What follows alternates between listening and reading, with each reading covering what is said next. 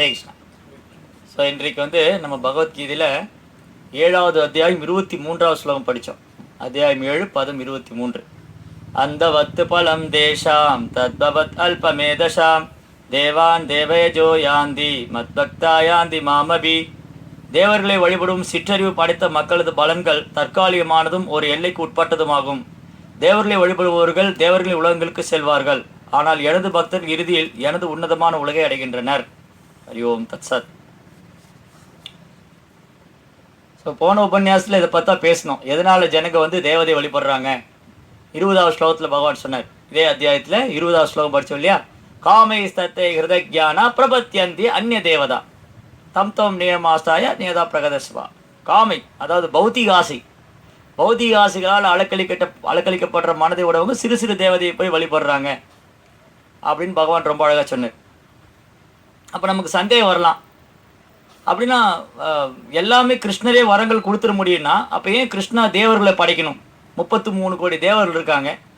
எதுக்காக இந்த தேவர்களை படைச்சாரு? அந்த தேவர்களை படைச்சதுனால தான் இப்போ குழப்பம் வந்துடுச்சு. எந்த தேவதையை வழிபடுறது, இதில் யார் உயர்ந்தவங்க, இந்த குழப்பம்லாம் வந்து தேவதைகளை படைக்காமல் கிருஷ்ணா பகவான் முழுமுதற் கடவுள், அவர் தான் ஆதியிலேருந்து இருக்கார். அப்படின்னா எதனால் இந்த தேவர்களை படைச்சாரு? அப்போ இப்போ குழப்பம் தானே விளைவிக்குது. ஜனங்க மத்தியில் நிறைய குழப்பம்.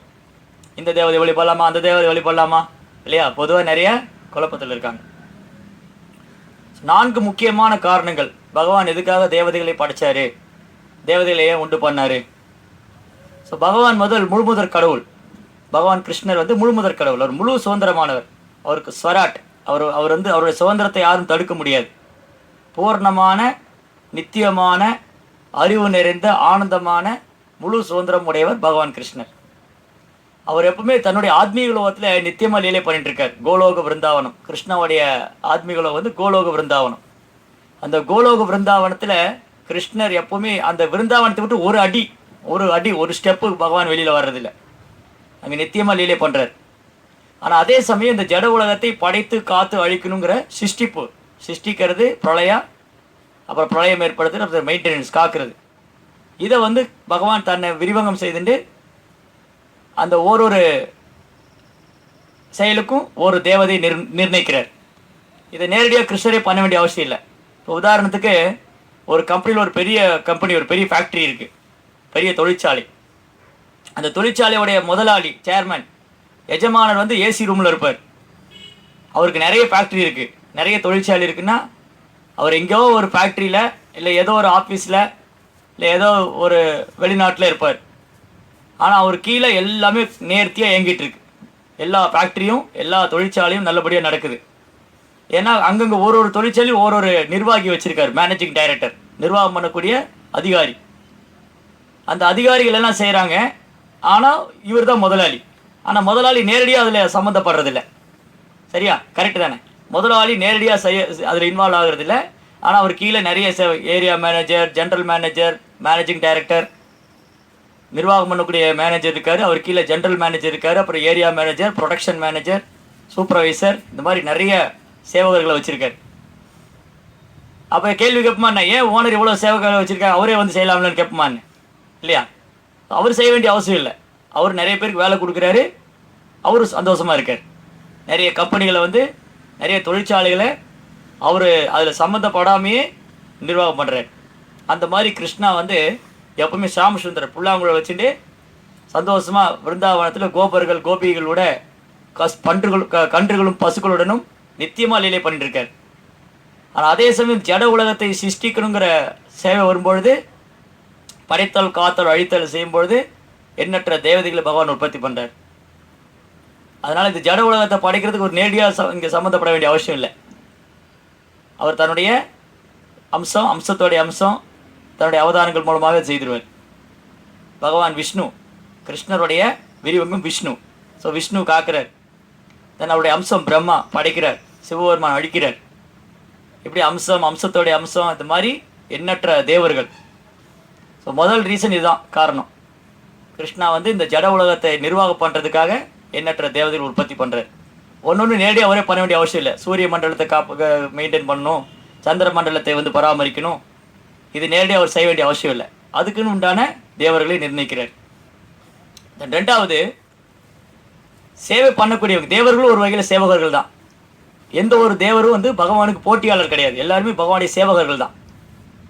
ஸோ பக்தர் பகவானுக்கு சேவை பண்ணுறாரு. ரெண்டாவது காரணம் என்னது? பகவானுக்கு சேவை பண்ணுற பக்தர்கள். அதில் விதவிதமான சேவை பண்ணக்கூடிய பக்தர்கள் இருக்காங்க. இந்த பிரபஞ்சத்தை நிர்வாகம் பண்ணக்கூடியதுக்கு சில பக்தர்கள் நிர்ணயிக்கிறார் பகவான். சூரிய தேவன், சந்திரன், வருணன், அக்னி தேவர், வாயு, இந்திரன், பிரம்மதேவர், மகாதேவர், இந்த மாதிரி ஒரு தேவர்களும் ஒரு சேவையில் ஈடுபடுறாங்க. ஏன்னா பக்தன் வந்து பகவானுக்கு ஏதோ ஒரு வகையில் கைங்கறி சேவை பண்ணுறார். உயிர்வாழியோடைய முக்கியமான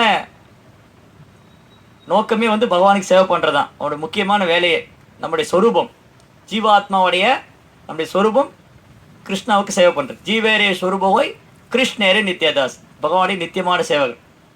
ஸோ ஜீவாத்மாவுடைய வேலை பகவானுக்கு சேவை பண்ணுறது. அப்போ பிரம்மதேவர் வரைக்கும் எல்லா தேவர்களும் ஜீவாத்மாக்கள் தான். விஷ்ணு ரெண்டு தத்துவம் இருக்குது பகவான் இருந்தவர். ஒன்று விஷ்ணு தத்துவம், ஒன்று ஜீவ தத்துவம். ராமர், நரசிங்கர், வராகரம்லாம் விஷ்ணு தத்துவம். இந்திரன், சந்திரன், வருணன், அக்னி, வாயு, பிரம்மா இவங்களாம் ஜீவ தத்துவம். இப்போ ஜீவ தத்துவம்னு வரும்போது அந்த பகவானுக்கு சேவை பண்ணக்கூடியவங்க. இது ரெண்டாவது காரணம். மூன்றாவது காரணம், பக்தர்கள் எல்லாருமே வந்து தூய்மையான பக்தி செய்யணும்னு விரும்புறதில்ல. பக்தர்கள் நிறைய வகை இருக்காங்க, கேட்டகரி, டிஃப்ரெண்ட் கேட்டகரி இருக்காங்க பக்தர்களில். ஆசை இல்லாமல், எந்த பௌதிக ஆசை இல்லாமல் பகவானுக்கு சேவை பண்ணக்கூடிய பக்தர்கள் இருக்காங்க. பிரகலாத் மகாராஜ், அப்புறம் வேறு அம்பரீஷர், ஜனக மகாராஜ், தசரதர், இவங்களுக்கெல்லாம் பௌதிக ஆசை கிடையாது. அவங்களுடைய ஒரே நோக்கு பகவானுக்கு சேவை பண்ணுறதான். நாரதர், இவங்கெல்லாம் இருக்காங்க இல்லையா. சில பக்தர்களுக்கு பௌதிக ஆசை இருக்குது. பெயர், பதவி, புகழ், உயர்ந்த பதவியில் இருக்கணும், நிறைய புகழ் கிடைக்கணும். புகழை விரும்புகிறவங்க, பதவி விரும்பக்கூடிய பக்தர்கள் இருக்காங்க. ஸோ அந்த ஆசை இருக்கு இல்லையா, அந்த ஆசையும் கிருஷ்ணனுடைய சேவைக்காக பயன்படுத்தின்றது. ஸோ பிரம்மாவுக்கு ஆசை இருக்குது, பதவி உயர்ந்த பதவியில் இருக்கார். இந்திரனுக்கு ஆசை இருக்குது, சொர்க்கத்தில் உயர்ந்த பதவியில் இருக்கார். அப்போ அந்த ஆசையை கூட அந்த பக்தர்கள் பகவானுடைய சேவைக்காக பயன்படுத்திடுறாங்க. அப்போது தேவர்கள் வந்து சுத்த பக்தர்கள் கிடையாது. பிரகலாதர், பலி மகாராஜா இவங்கெல்லாம் சுத்த பக்தர்கள். நாரதர், கோபர்கள், கோபிகைகள் இவங்கெல்லாம் சுத்த பக்தர்கள்.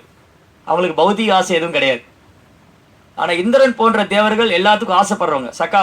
சக்காமான எல்லாத்துக்கும் ஆசைப்படுறவங்க, பதவி, பெயர், புகழ். அப்போ அந்த பதவி, பெயர், புகழ், அந்த ஆசையை கூட கிருஷ்ணனுடைய சேவைக்காக பயன்படுத்திக்கிறாங்க. அதனால் யாராவது ஜட உலகத்தில் பக்தி செய்கிறாங்க, கிருஷ்ணருக்கு பக்தி செய்யும் போதே பதவி, உயர்ந்த பதவி அடையணும், பக்தி செய்கிறாங்க, பதவி அடையணும்னு ஆசை இருக்குன்னா அவங்க அந்த உடலை விட்ட உடனே அவங்க பண்ண பக்தியினுடைய பிரயோஜனமாக சொர்க்கத்தில் போய் இந்திரனாவும் இல்லை பிரம்மலோகத்தில் போய் வாழ்கிறதோ, இந்த மாதிரி மிக உயர்ந்த கிரகத்துக்கு போய் அங்கே பகவானுக்கு சேவை பண்ணி அந்த குணங்களிலிருந்து விடுபட்டு அதுக்கப்புறம் அவங்க தூய்மையான பக்தி அடையும். ஆனால் ஒரு தூய பக்தர் அதை விரும்புறதில்லை. சைதன்ய மகாபிரபு அதான் சொல்லி கொடுத்தார். சைதன்ய மகாபிரபு ஒரு பக்தன் எந்த மனநிலையில் பக்தி பண்ணணும். ந தனம் ந ஜனம் ந சுந்தரீம் கவிதாம்பா ஜெகதீஷ காமையே மம ஜென்மனீஸ்வரே பவதார் பக்தி ரகை துக்கி தோய். சைதன்ய மகாபிரபு என்ன சொல்கிறாரு? ந தனம், எனக்கு செல்வம் வேண்டாம். ந ஜனம், என்னை பின்பற்றக்கூடியவங்களும் வேண்டாம். ந தனம் ந ஜனம் கவிதாம்பா சுந்தரி, அழகான பெண்களும் வேண்டாம் எனக்கு. ஏன்னா தேவலோகத்தில் போனால் அழகான பெண் இருக்காங்க.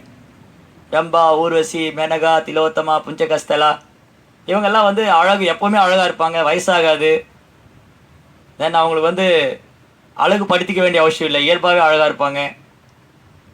அந்த மாதிரி நிறைய அட்வான்டேஜ் இருக்குது சொர்க்கத்தில் போனால். ஆனால் உண்மையான பக்தர், ஒரு தூய பக்தர் அதை விரும்புறதில்லை.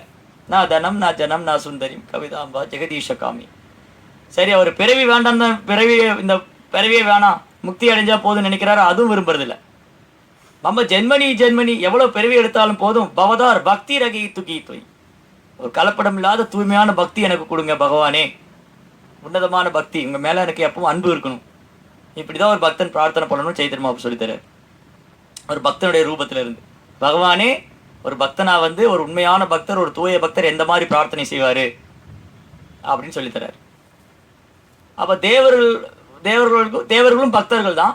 ஆனால் அவங்களுக்கு பௌதிக ஆசை இருக்குது, பதவி, புகழ், பெயர். இது மூன்றாவது காரணம். நான்காவது காரணம், இந்த உலகத்தில் எல்லாரும் பகவானை மட்டும் வழிபடுறதில்லை.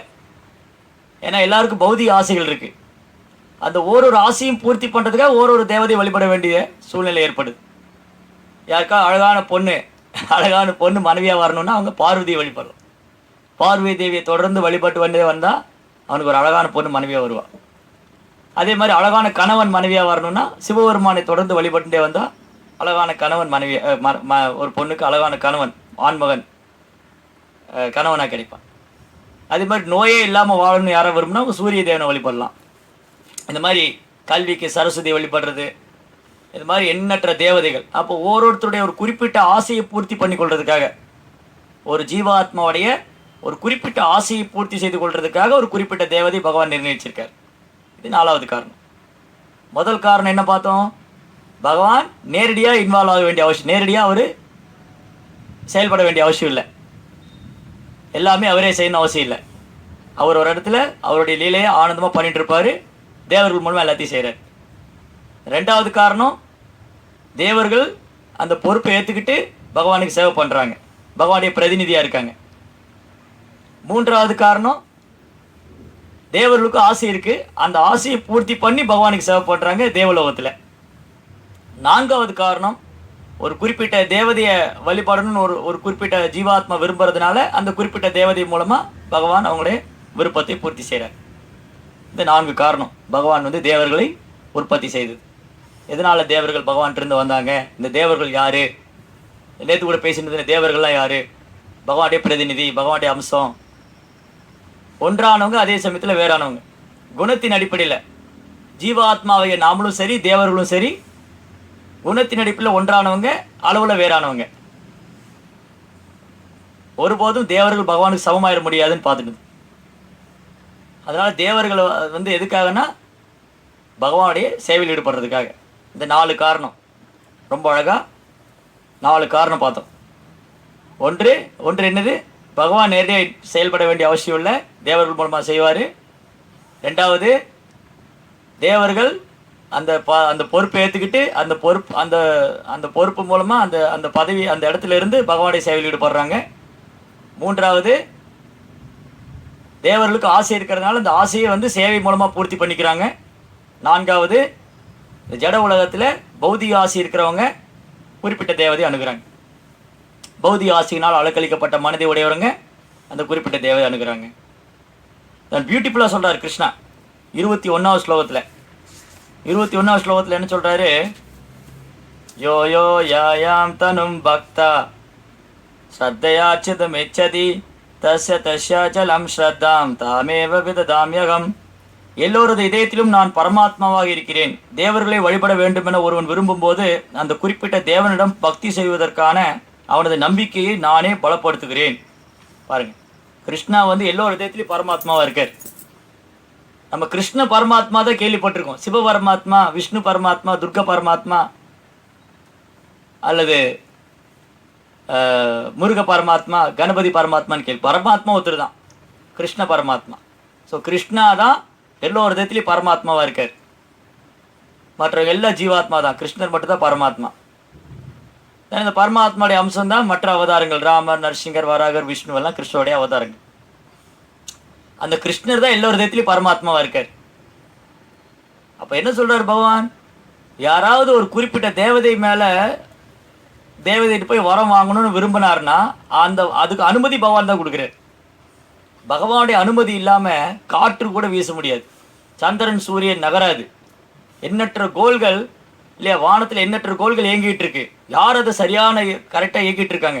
இது வரைக்கும் எங்கேயா கேள்விப்பட்டிருக்குமா? 2 கோள் மோதிருச்சு, சூரியன் மேலே ஒரு கோள் மோதிருச்சு, சந்திரன் மேலே இன்னொரு கோள் மோதிருச்சு. எல்லாம் இப்படி கரெக்டாக அது பாதையில் போயிட்டுருக்கு. சூரியன் அது பாதையில் கரெக்டாக போயிட்டுருக்கு, நேராக போயிட்டுருக்கு. சந்திரன் அது பாதையில் நேராக சுருண்டுகிட்டு இருக்கு. பூமி அதன் பாதையில் நேராக சுருண்டுகிட்டு இருக்கு. யார் இதெல்லாம் பண்ணிட்டு இருக்காங்க? வான்வெளியில் எண்ணற்ற கோள்களை மிதக்க விட்டுருக்கார் பகவான் இல்லையா. பௌதிக கிரகங்கள் எண்ணற்ற கிரகங்கள் மிதந்துட்டு இருக்கு. அதுக்கு மேலே இன்னொரு உலகம் ஆத்மீக லோகம். பரஸ்தஸ்மாத் பாவன்ய வியக்த அவ்யக்த சனாதனா, அது நித்தியமானது ஆத்மீக லோகம், வைகுண்ட லோகம். எண்ணற்ற வைகுண்ட லோகங்கள் இருக்கு, எண்ணற்ற கிரகங்கள் இருக்கு. இதையெல்லாம் பகவான் பராமரிக்கிறார். அதனால் அவருடைய அனுமதி இல்லாமல் சந்திரன் சூரியன் நகராது. புல்லு கூட அசைய முடியாது. அப்போ எல்லாமே அவருடைய கருணையில் தான் இருக்குது, அவருடைய அனுமதி தான் இருக்குது. அப்போ எந்த ஒரு ஜீவாத்மாவுடைய சுதந்திரத்திலையும் பகவான் தலையிட விரும்புறதில்லை. ஏன்னா கிருஷ்ணா சுதந்திரமானவர், கிருஷ்ணனுடைய அம்சமாகிய நாமளும் சுதந்திரமானவங்க. அதனால கிருஷ்ணா நம்ம சுதந்திரத்தில் தலையிட விரும்புறதில்லை. அந்த கொஞ்சம் சுதந்திரத்தை நம்ம துஷ்பிரயோகம் பண்ணும்போதும் கிருஷ்ணா அதுக்கும் அனுமதி கொடுத்துறாரு. சரி போ, உன் விருப்பப்படியே பண்ணிக்கோ. அதுக்கு பேர் தான் சுதந்திரம் இல்லையா? சுதந்திரம்னு சொல்லிட்டு நீ இது பண்ணாத அது பண்ணாதுன்னா, உதாரணத்துக்கு இந்தியாவுக்கு சுதந்திரம் கொடுத்துட்டாங்க பிரிட்டிஷ்காரங்க. சுதந்திரம் கொடுத்துட்டு இந்தியா அது பண்ணக்கூடாது, பாரதம் இது பண்ணக்கூடாது அப்படின்னு சொன்னால் அது சுதந்திரம் இல்லை. சுதந்திரம்னா அவங்க தனித்து செயல்படணும். ஸோ கிருஷ்ணா சுதந்திரமானவர். அதே மாதிரி அவருடைய அம்சம், நானும் சின்ன குட்டி ஆத்மா, கிருஷ்ணா பரமாத்மா அல்லது விபு ஆத்மா, நான் அணு ஆத்மா, குட்டி ஆத்மா. பகவான் சுதந்திரமானவர், நானும் சுதந்திரமானவன். ஆனால் என்னுடைய சுதந்திரத்தை நான் துஷ்பிரயோகம் பண்ணணும்னு நினைக்கும்போது அதில் பகவான் தலையிடுறதில்லை, அனுமதி கொடுக்குறாரு. சரி இல்லையா? இப்போ ராவணன் சீதையை தூக்கிட்டு போகணுன்னா, சீதையை கடத்தணும்னா அதுக்கு ராமர் அனுமதிக்காமல் எப்படி நடக்கும்? சூதாட்ட காலத்தில் யுதிஷ்டரை ஏமாத்துறாங்க, கிருஷ்ணா அனுமதிக்கலன்னு எப்படி நடக்கும்? அப்போ நிறைய அசுரர்கள் இருக்காங்க, இரண்யாக்ஷன், இரண்யகசிபு, ராவணன், கும்பகர்ணன். இவங்க எல்லாம் பகவான் அவருக்கு அனுமதி கொடுக்கலன்னா எப்படி அவங்க அந்த மாதிரி செயல்பட முடியும்? அப்போ அசுரர்களோ தேவர்களோ மனுஷங்களோ யாராக இருந்தாலும் பகவானுடைய அனுமதி இல்லாமல் செயல்பட முடியாது. அப்போ கேள்வி எழுதலாம், ஏன் கிருஷ்ணா அவங்களுக்கு அந்த மாதிரி செய்ய வைக்கிறாரு? பகவான் நினச்சா நிறைய பேர் கேள்வி கேட்பாங்க, ஏன் நாட்டில் நிறைய தப்பு நடக்குது, பாவகாரங்களை ஏன் பண்ணுறேன், கிருஷ்ணா நினச்சா தடுக்கலாமே.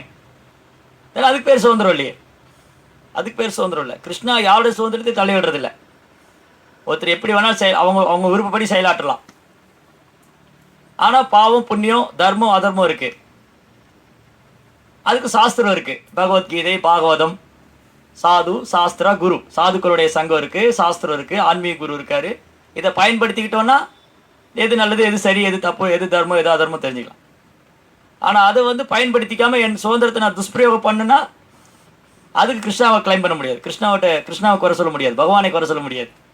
ஏன்னா பகவான் எனக்கு சுதந்திரம் கொடுத்துருக்காரு, அதுக்கு பேர் தான் சுதந்திரம். பகவான் சுதந்திரம் கொடுத்துட்டு நீ ஏன் அது பண்ணுறேன்னு கேட்டால் சுதந்திரம் இல்லை. அவன் செய்யணும் விருப்பம்னா நான் செய்யட்டும். அப்போ கிருஷ்ணா அனுமதி கொடுக்குறாரு. நீ ஒரு தேவதையை போய் வழிபடுறியா, சரி போ. முருகர்கிட்ட போறியா, கணபதிகிட்ட போறியா, இல்லை காளி தேவிகிட்ட போறியா, துர்காட்ட போறியா, சரி போ, அனுமதி கொடுக்குறாரு. கிருஷ்ணா அனுமதி கொடுக்காம அந்த தேவதைகிட்ட போயிட முடியாது. என் ஃபஸ்ட்டு கிருஷ்ணா தான் அனுமதி கொடுக்குறாரு. கிருஷ்ணா தான் நம்பிக்கையை உறுதிப்படுத்துறாரு. நம்பிக்கை எங்கிருந்து வருது? பகவான் இருந்து தான் வருது. பகவான் தான் அதை உறுதிப்படுத்துறாரு. அதனால் பகவானுடைய அனுமதி இல்லாமல், பகவானுடைய கருணை இல்லாமல் நம்ம தேவதைகளை கூட அணுக முடியாது. அதுக்கும் பகவான் தான் அனுமதி கொடுக்குறாரு அப்படி சொன்னார். தென் அடுத்த ஸ்லோகத்தில் ரொம்ப அழகாக சொல்கிறார்.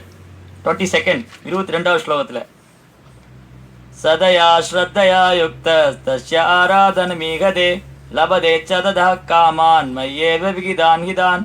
இத்தகைய நம்பிக்கையுடன் இணைந்து அவன் ஒரு குறிப்பிட்ட தேவரை வழிபட்டு அவனது ஆசைகளை பூர்த்தி செய்ய முயற்சி செய்கிறான். ஆனால் உண்மையில் இந்த நன்மைகள் எல்லாம் என்னால் மட்டுமே அளிக்கப்படுவையாகும். சரிங்களா? ஓ, கிருஷ்ணாவுடைய கருணை இல்லாமல் நம்ம ஒரு தேவதை அணுக முடியாது. கிருஷ்ணாவுடைய அனுமதி இல்லாமல் அந்த தேவதைகள் வரமும் கொடுக்க முடியாது. யார் அவங்களுக்கு வரம் கொடுக்குற சக்தி கொடுக்குறாரு? பகவான் தான் கொடுக்குறாரு. இப்போ அதே உதாரணத்துக்கு வருவோம். ஒரு பெரிய ஒரு கம்பெனி இருக்குது, ஒரு பெரிய தொழிற்சாலையில் நம்ம வேலை பார்க்குறோம் வச்சுக்கோமே. ஒரு பெரிய தொழிற்சாலையில் நம்ம வேலை பார்க்குறோம்னு வச்சுக்குவோம். முதலாளி நம்ம பார்த்ததே இல்லை, ஒரு வர்றதே இல்லை. முதலாளி, கம்பெனியோடைய சேர்மன் முதலாளி வர்றதே இல்லை. மேனேஜர் தான் சம்பளம் போடுறாரு. அந்த மேனேஜர் சம்பளம் போடுற அதிகாரம் யார் கொடுத்துருக்காங்க? அவருக்கு முதலாளி கொடுத்துருக்காரு. மேனேஜர் பாக்கெட்லேருந்து மணி எடுத்து கொடுக்குறாரா? இல்லை, முதலாளியோட பணத்தை தான் கொடுக்குறாரு. ஆனால் நம்ம என்ன நினச்சிக்கிறோம்? ஐயோ, எனக்கு மேனேஜர் தான் சம்பளம் கொடுக்குறாரு. இது அறிவு குறைஞ்சவங்க, அறிவு குறைந்தவங்க. அதான் கிருஷ்ணா சொல்கிறார், அந்த வத்து பலம் தேசாம். அறிவு குறைஞ்சவங்க என்ன நினச்சிக்குவாங்க? எனக்கு ஓனர் எல்லாம் யாரும் தெரியாது, மேனேஜர் தான் சம்பளம் கொடுக்குறாரு. அப்போ மேனேஜரே ஓனர் நினச்சிட்டு, மேனேஜர் தான் ஓனரு. ஏன்னா நான் ஓனர் பார்த்ததில்லை, அந்த முதலாளி வந்ததில்லை, முதலாளியை பார்த்ததில்லை. ஆனால் புத்திசாலிக்கு என்ன தெரியும்? முதலாளி எங்கேயோ இருக்காருப்பா, ஆனால் மாதம் மாதம் சம்பளம் போட்டு விட்டுறாரு, அவ்வளோதான். இப்போ அது கூட இல்லை, போஸ்டலில் வந்துடுது. கரெக்டாக சிலருக்கு அக்கௌண்ட்டில், பேங்க் அக்கௌண்ட்லேயே போட்டு விட்டுறாங்க. முதலாளி பார்க்க வேண்டிய அவசியமே இல்லை. அந்த மாதிரிலாம் காலம் ஆயிடுச்சு. அப்படி இருக்கிற சூழ்நிலையில் அறிவு குறைந்தவங்க என்ன நினச்சிக்குவாங்க? எனக்கு இவர் தான் ஓனரு, உண்மையான ஓனர் நான் பார்க்காதனால நான் யாரை பார்க்கணும், அவர் ஓனரை ஏற்றுக்க முடியாது, மேனேஜரை ஓனரை ஏற்றுக்க முடியாது, அந்த கம்பெனி நிர்வாகம் பண்ணுறவரை முதலாளியை ஏற்றுக்க முடியாது. முதலாளி எங்கேயோ இருக்கார், அவர் வெளிநாட்டில் இருக்கார், எங்கெங்கோ பிரயாணம் பண்ணுறாரு, விருப்பப்பட்டால் வருவார், அவர் வரலைனாலும் அந்த நிர்வாகம் நடந்துக்கிட்டு இருக்கு. அதான் அவருடைய திறமை. ஸோ அந்த மாதிரி மேனேஜர் சம்பளம் கொடுக்கறதுனால அவர் ஓனர் ஆயிட முடியாது, அந்த அதிகாரத்தை முதலாளி கொடுத்துருக்காரு. அந்த மாதிரி தேவர்கள் வரம் கொடுக்கறதுனால அவங்க முழுமுதற் கடவுள் ஆகிட முடியாது, அந்த வரம் கொடுக்கக்கூடிய சக்தியை பகவான் கொடுத்துருக்காரு அவங்களுக்கு. அப்போது நம்ம தேவர்களை அணுகுனா அதுக்கும் பகவான் தான் அனுமதி கொடுக்கணும், அந்த தேவர்கள் வரம் கொடுக்கறதுக்கு அதுக்கும் பகவான் தான் அனுமதி கொடுக்கணும். இப்போ பகவானுடைய அனுமதி இல்லாமல், பகவானுடைய கருணை இல்லாமல் தேவர்கள் கூட வரம் கொடுக்க முடியாது, தேவர்கள் கூட வரம் கொடுக்க முடியாது. அதனால தான் கிருஷ்ண பரமாத்மா முழுமுதற் கடவுள். அந்த பகவானுடைய கருணை இல்லாமல் எதுவுமே இயங்காது. இந்த பௌத்திக உலகம், இந்த உலகமும் கிருஷ்ணனுடைய கட்டுப்பாட்டில் தான் இருக்கு. இந்த உலகத்தை கிருஷ்ணா தேவர்கள் மூலமாக இயக்கிட்டு இருக்கார். இந்திரன், சந்திரன், வரும் 33 கோடி தேவதைகள். நமக்கு சிலர் பேரே தெரியாது, ஏதோ 10 பேர் தெரிஞ்சு வச்சுருப்போம். அவ்வளோ பேரும் தனித்து சுதந்திரமாக செயல்படுறவங்களும் அல்ல. இல்லை, அதே உதாரணம் தான். ஒரு பெரிய கம்பெனி, அந்த கம்பெனியில் ஆயிரக்கணக்கான பேர் வேலை செய்கிறாங்க, நிறைய பொறுப்புகள் இருக்காங்க, நிறைய கிரேடு பதவி இருக்குது. Managing director, general manager, area manager, division manager, production manager, supervisor, technician, அதுக்கப்புறம் லேபர், இவ்வளவும் நடக்குது. ஆனால் முதலாளி ஒரு சந்தோஷமாக எங்கேயாவது யாத்திரை அப்படி டூர் போயிடுறாரு. கரெக்ட். அதே மாதிரி தான் இப்போ அரசியல் திட்டத்திலே பார்க்கணுமே, பிரதான மந்திரி பிரதம மந்திரி, பிரைம் மினிஸ்டர் வெளிநாடுகளுக்கெல்லாம் போயிட்டே இருக்காரு, மற்ற மந்திரிகள்லாம் இங்கே நிர்வாகம் பண்ணிட்டு இருக்காங்க இல்லையா. ஒரு இலாக்காவுக்கு ஒரு மந்திரி இருக்காங்க. சுற்றுலாத்துறை அமைச்சர், போக்குவரத்துறை அமைச்சர், கால்நடைத்துறை அமைச்சர், காவல்துறை அமைச்சர், இந்த மாதிரி நிறைய அமைச்சர் இருக்காங்க. இந்த ஒவ்வொரு இலாக்காவையும் ஒவ்வொரு டிபார்ட்மெண்ட்டையும் பிரைம் மினிஸ்டர் பார்க்க வேண்டிய அவசியம் இல்லை, பிரதான மந்திரி பார்க்கணும் அவசியம் இல்லை. அவர் கீழே இருக்கிற மந்திரிகள்லாம் அதை நிர்வாகம் பண்ணுறாங்க. அந்த மாதிரி கிருஷ்ணா இவங்க மூலமாக செய்கிறாங்க. அதனால இவங்க தனித்து சுதந்திரமாக செயல்படக்கூடியவங்களும் அல்ல, கிருஷ்ணர்லேருந்து வேறானவங்க இல்லை. கிருஷ்ணா அந்த சக்தி அழிச்சாதான் வரம் கொடுக்க முடியும். பகவானுடைய கருணையில் தான் வரவங்களை கொடுக்க முடியும். பகவானுடைய கருணை இல்லாமல் அந்த தேவதைகள் வரம் கொடுக்க முடியாது. அதனால தான் இந்த ஸ்லோகத்தை கிருஷ்ணர் ரொம்ப அழகாக சொல்கிறார். அந்தவத்து பலம் தேஷாம் தத்பவத் அல்பமேதசாம். அல்பமேதசான்னா குறைந்த அல்ப விஷயங்கள், சின்ன சின்ன விஷயங்களுக்காக, பௌதிக தேவைகளுக்காக, பௌதிக ஆசைகளுக்காக அற்ப புத்தி உள்ளவங்க, அல்ப புத்தி உள்ளவங்க, அறிவில் குறைஞ்சவங்க, கிருஷ்ணா திட்டுறாரு அவங்கள அறிவில் குறைந்தவங்கிறார். தேவதைகிட்ட போகிறவங்கள கிருஷ்ணா அறிவில் குறைந்தவங்கிறார். இது நம்மளுடைய சொந்த கருத்து இல்லை, பகவத்கீதையில் இருக்கு. அந்தவத்து பலம் தேஷாம் தத்பவத் அல்பமேதசாம். அல்பமேதானா அறிவு குறைஞ்சவங்க, அந்தவத்து பலம்னா தற்காலிகமான தேவைக்காக, தற்காலிகமான இந்த ஜட உலக ஆசைக்காக, அதுக்காக என்ன பண்ணுறாங்க, தேவதையை போய் வழிபடுறாங்க.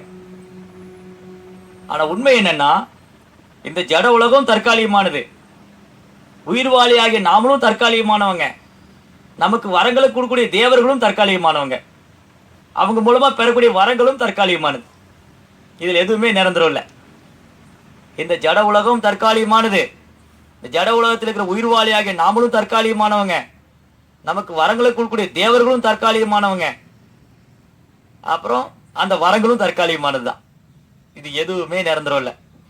அதனால தேவதை வழிபாடுக்கும் கிருஷ்ண பக்திக்கும் என்ன வித்தியாசம்னா, பகவானை வழிபடுறதுக்கும் தேவதை வழிபடுறது பௌத்திகமானது, பகவானை வழிபடுறது ஆத்மீகமானது.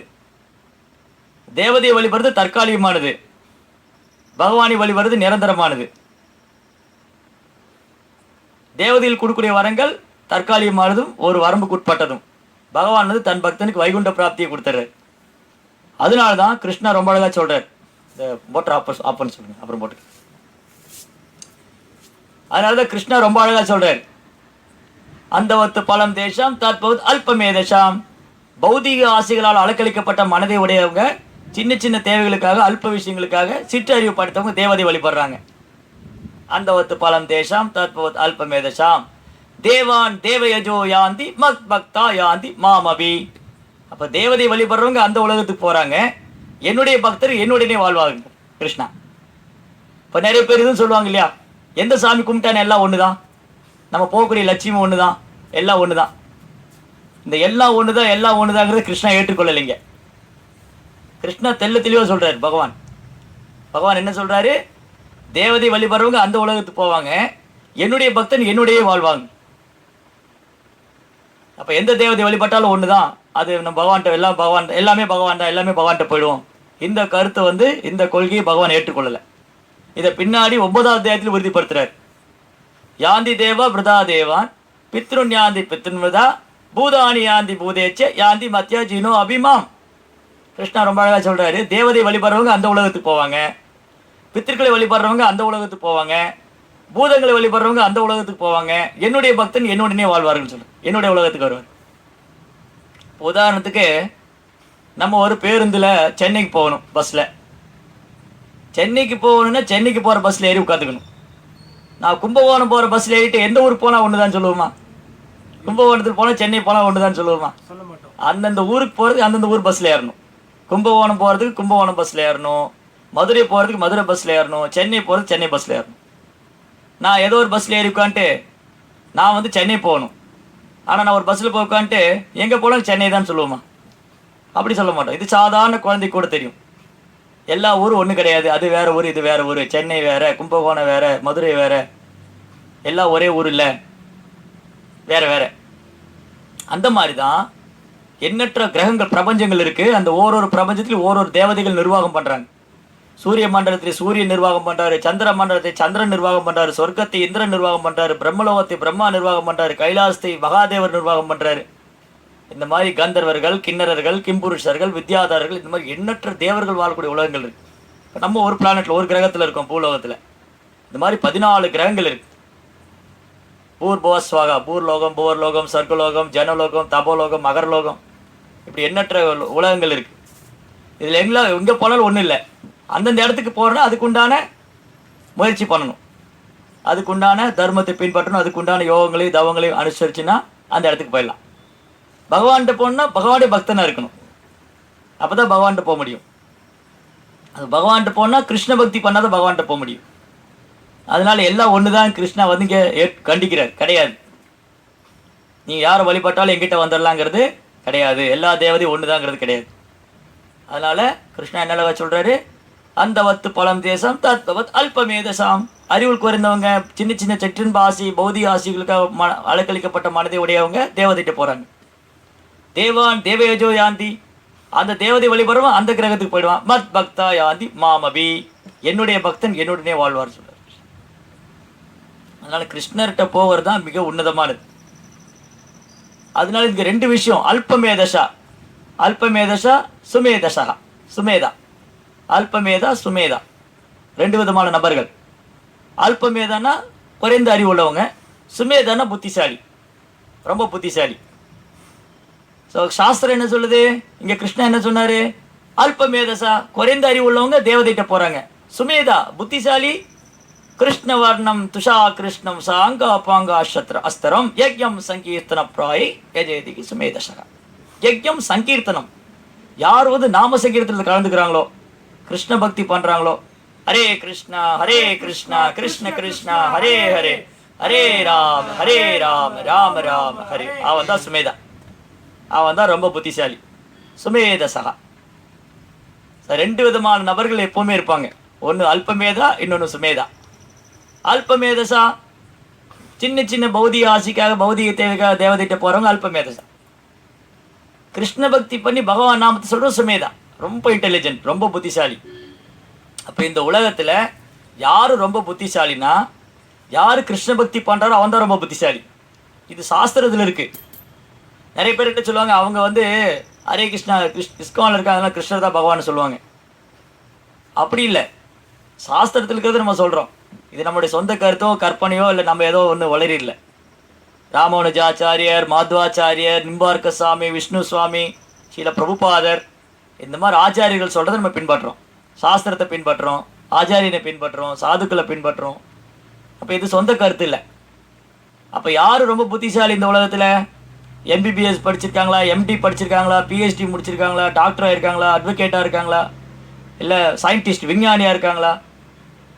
இதெல்லாம் இருந்து கிருஷ்ண பக்தி இல்லைன்னா அவன் அல்பமேதசான், அவ்வளோதான். அவன் குறைந்த அறிவுப்படுத்தவன் தான். ஏன்னா அவனுடைய அறிவு வந்து மாயா அபகிருத ஞானா. இதுக்கு முன்னாடி பார்த்தோம் 15வது ஸ்லோகத்தில் கிருஷ்ணா சொன்னார், மாயா அபகிருத ஞானா. அவனோட அறிவு மாயா அபகரிச்சுன்னு போயிடுது. அப்போ யார் புத்திசாலினா பௌதிக கணக்கீட்டில் பார்த்து இல்லை, பௌதிகத்தில் நிறைய படிச்சிருந்தா அவன் புத்திசாலி அப்படி இல்லை. யார் ரொம்ப புத்திசாலி? யஜ்யம் சங்கீர்த்தன பிராயை, சங்கீர்த்தன யஜ்யத்தில் கலந்துக்கிறவன் தான் ரொம்ப புத்திசாலி. யஜ்யம் சங்கீர்த்தன பிராய் ஏஜயதிக்கு சுமேதசகா. சுமேதசனா ரொம்ப புத்திசாலி, ரொம்ப இன்டெலிஜென்ட், ரொம்ப புத்திசாலி.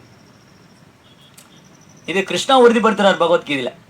யோமா மேவா சம்மூடோ ஜானாதி புருஷோத்தமம் 15வது அத்தியாயத்தில் சொல்றார் கிருஷ்ணா. யோமா மேவா சம்மூடோ, அசம்மூடோ. அசம்மூடோன்னா சந்தேகம் இல்லாமல், துளி கூட சந்தேகம் இல்லாமல் யார் வந்து கிருஷ்ணா தான் புருஷோத்தமர், முழுமுதற் கடவுள், புருஷர்களே உத்தமர். யோமாமேவ சம்மூடோ ஜானாதி புருஷோத்தமம் சர்வவித் பஜதே மாம் சர்வபாவேன பாரதா.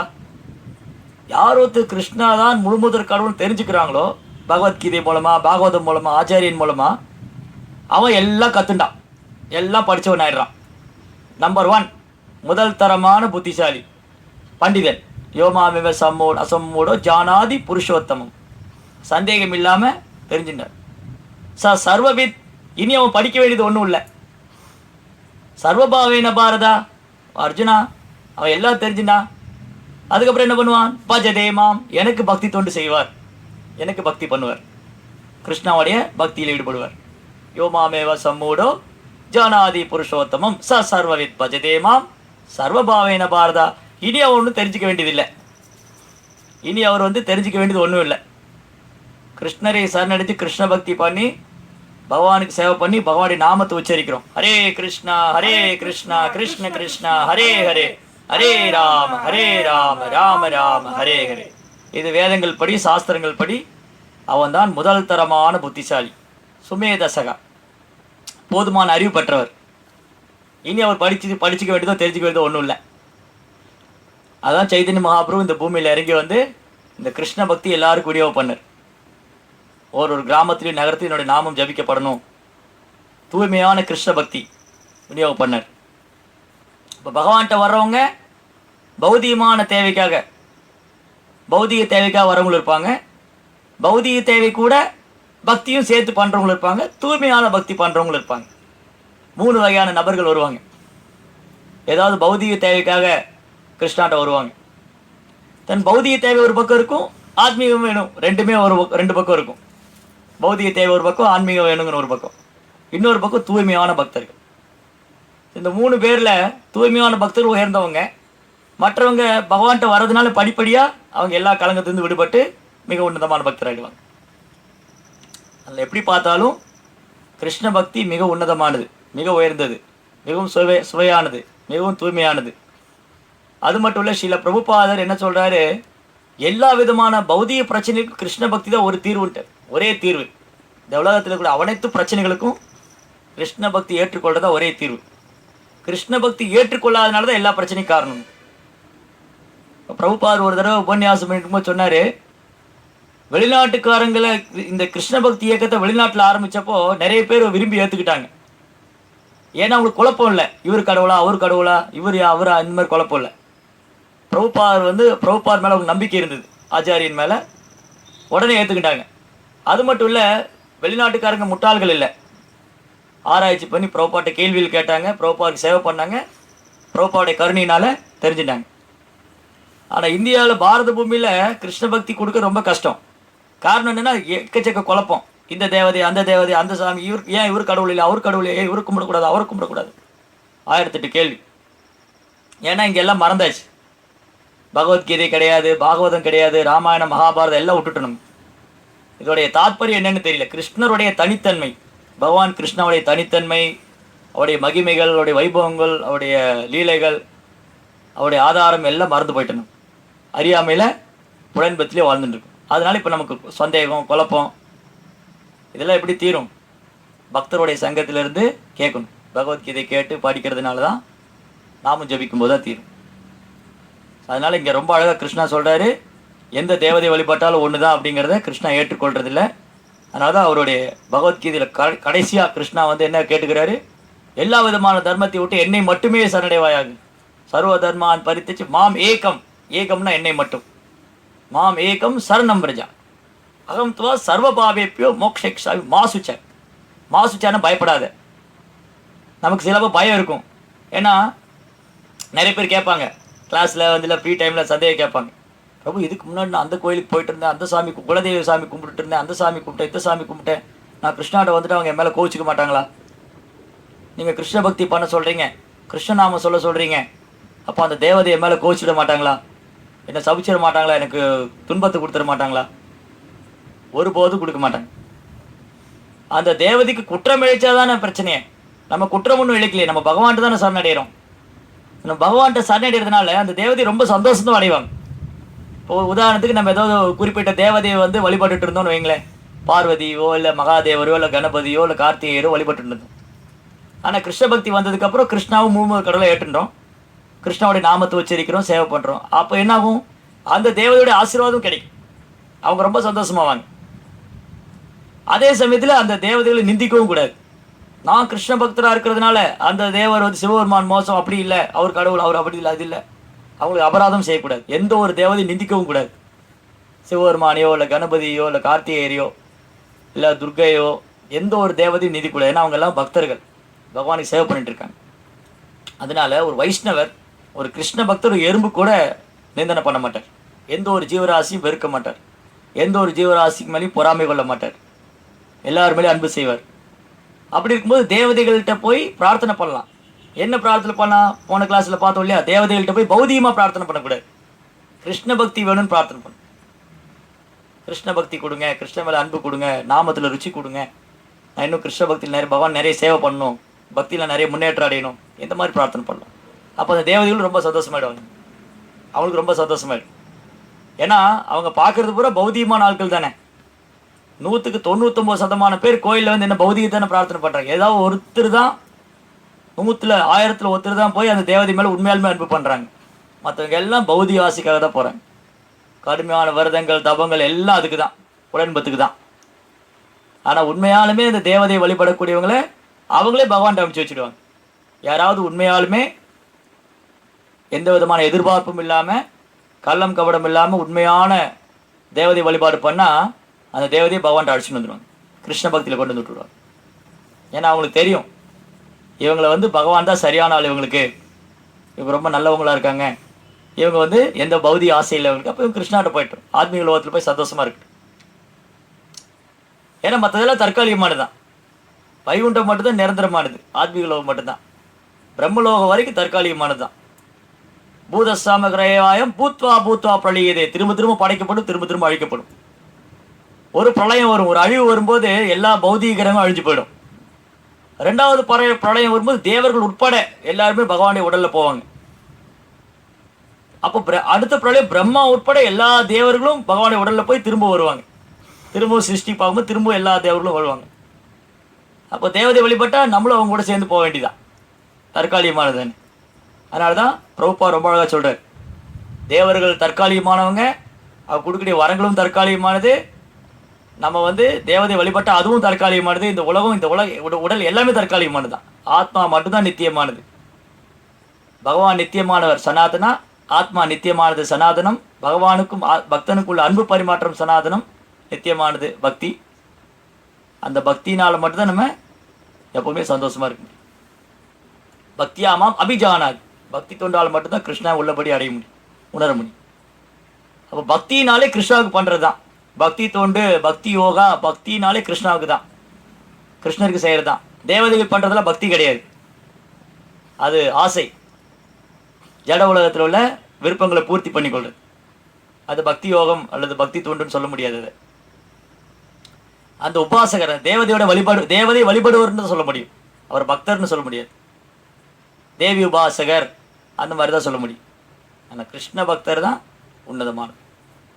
அதனால எப்படி பார்த்தாலும் ஜட உலகம் தற்காலிகமானது, அந்த ஜட உலகத்தில் கூடிய வரங்களும் தற்காலிகமானது, எல்லாமே தற்காலிகமானது. அப்போ புத்திசாலிகள் இதுக்கு விரும்பக்கூடாது. எங்கே போனால் திரும்ப வரமாட்டோமோ, எங்கே போனால் எப்போவுமே சந்தோஷமாக இருக்கலாமோ, எங்கே போனால் பிறப்பு இறப்பு கிடையாதோ, அங்கே போகணும். அதுதான் பகவானுடைய உலகம். ததத் பாசேதே சூரியோ நசாங்குன பாவகா எத்கத்வான நிவர்த்தந்தே தத்தாம பரமம்ம. பகவான் சொல்ல, என்னுடைய உலகத்தில் சந்திரன் தேவையில்லை, சூரியன் தேவையில்லை, மின்சாரம் தேவையில்லை. அங்கே ஒருத்தர் வந்து திரும்ப வர வேண்டியதில்லை, இங்கே வர வேண்டியதில்லை. அதனால அந்த இடத்துக்கு போகிறது தான் உயர்ந்தது, உன்னதமானது. அதனால கிருஷ்ணா என்ன சொல்றாரு, என்னை வழிபடுவோர் என்னுடைய உலகத்துக்கு வருவாங்க, வைகுண்டத்துக்கு வருவாங்க. அதனால் பஸ்ஸில் ஏறும்போது மட்டும் கவனமாக ஏறுறோம்ல.